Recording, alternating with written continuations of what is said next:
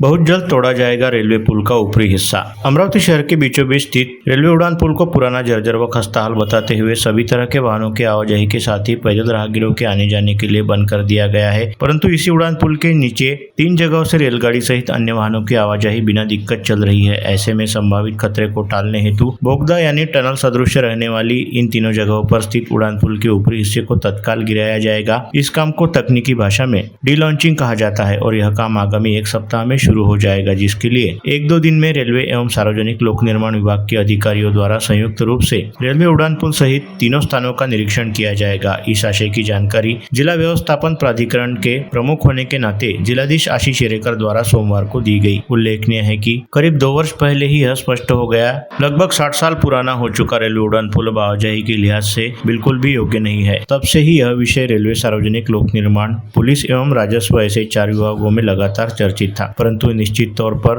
पहल किसे करनी है यह तय नहीं हो रहा था। जिसके बाद 23 जुलाई को देर रात इस बारे में पहला निर्णय शहर पुलिस विभाग ने जारी करते हुए रेलवे उड़ान पुल से सभी तरह के वाहनों की आवाजाही को बंद कर दिया, जिसके करीब 1 माह पश्चात 23 अगस्त से ही सभी तरह के छोटे बड़े वाहनों सहित पैदल राहगीरों को आने जाने के लिए इस उड़ान पुल को बंद कर दिया गया। एन गणेशोत्सव के मुहाने पर यह निर्णय लिए जाने के चलते शहर में इसे लेकर अच्छी खासी चर्चा हुई। नागरिकों को बिना कोई पूर्व सूचना दिए पिछली बार की तरह ही देर रात निर्णय लेकर उसे तुरंत ही लागू कर दिए जाने के चलते अगले दिन शहर के पर्यायी रास्तों पर जबरदस्त ट्रैफिक जाम हुआ और वाहन चालकों को एक चौक से दूसरे चौक तक पहुंचने में कई घंटों का समय भी लगा। इसी बीच एक सवाल पूछा जाने लगा कि जब रेलवे उड़ान पुल खतरनाक हो चुका है तो फिर उड़ान पुल के नीचे से रेलगाड़ियों सहित वाहनों की आवाजाही कैसे चल रही है। परंतु उड़ान पुल के नीचे से होने वाली आवाजाही को बंद करने का सीधा मतलब अमरावती रेलवे स्टेशन के दिन भर के दौरान चलने वाली करीब 30 रेलगाड़ियों की आवाजाही को बंद करना है। इसके अलावा रेलवे स्टेशन चौक से रेलवे उड़ान पुल के नीचे से होते हुए राजापेट की ओर जाने वाले रास्ते को भी बंद करना पड़ेगा, जबकि यह मार्ग पर्यायी रास्तों की सूची में है। ऐसे में निश्चित तौर पर क्या करना है इसे लेकर जिला प्रशासन व स्थानीय जनप्रतिनिधियों के बीच कई बार मैराथन बैठकें हुई, जिसके जरिए कुछ उपाय भी सामने आए। इसी दौरान जिलाधीश आशीष शेरेकर ने इस बारे में सोमवार की सुबह ही भुसावल स्थित रेलवे विभाग के सीनियर डिविजनल इंजीनियर सुशांत मुसले के साथ चर्चा की। इसके बाद संयुक्त सर्वेक्षण व डी लॉन्चिंग के मुद्दे पर सहमति बनी। विशेष उल्लेखनीय है कि खुद जिलाधीश आशीष शेरेकर भी स्थापत्य अभियंता यानी सिविल इंजीनियर है, जिसके चलते उन्होंने इस विषय पर अच्छा खासा होमवर्क भी किया है। वही जब इस बारे में जानकारी हेतु रेलवे के सहायक डिविजनल इंजीनियर विनोद राणे से संपर्क किया गया तो उन्होंने इसकी पुष्टि करते हुए कहा कि आगामी 1-2 दिनों में ही उनकी यंत्रणा अमरावती में दाखिल हो जाएगी।